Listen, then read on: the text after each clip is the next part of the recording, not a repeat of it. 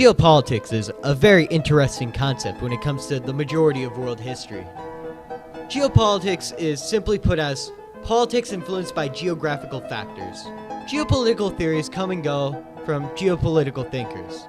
People such as Nicholas Bickman, Frederick Ratzel, Herbert Spencer, and many more. These guys usually come up with theories of how to control the world, but usually it's just a reason for a nation to declare war on another nation.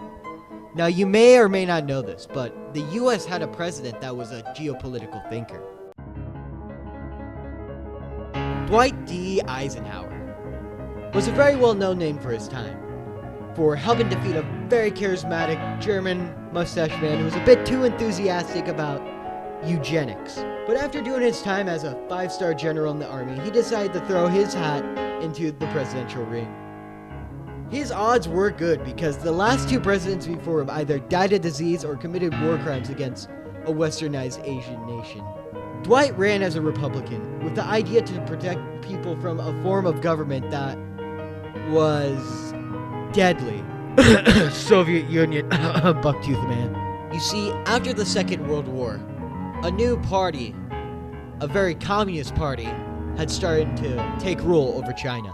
But the communist rule in China spooked many US citizens, giving Eisenhower a new theory.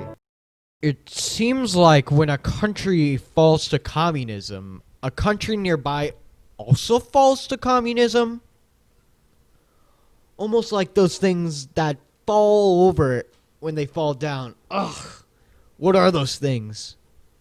You mean like dominoes?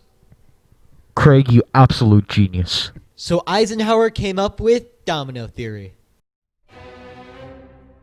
Domino Theory is basically summed up as, you must protect the first domino, or in this case, country, from falling to save the rest, usually from communism.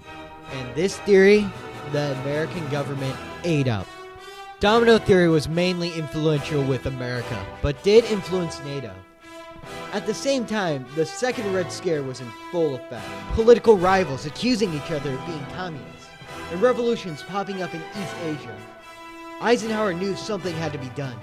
America then started to interfere in revolutions within these Asian nations, mainly Korea and Vietnam. In the Korean War, sometimes known as the Forgotten War, started in 1950 and ended in 1953. America and NATO helped push the communists in Korea out of Korea. However, the Chinese intervention forces in this war forced a stalemate. The Vietnam War starts in 1555, but America intervenes in 1965. Easy war. In and out. 2 years tops.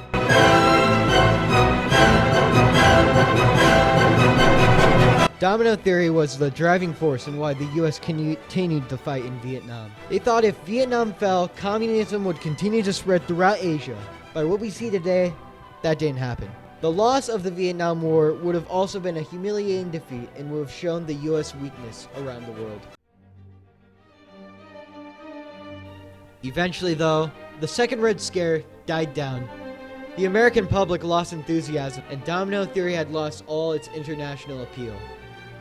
So unless a third Red Scare takes the US public by storm, Domino Theory will just be remembered as a geopolitical relic during the Cold War, created by a man who wanted to protect life, liberty, and the pursuit of happiness around the globe.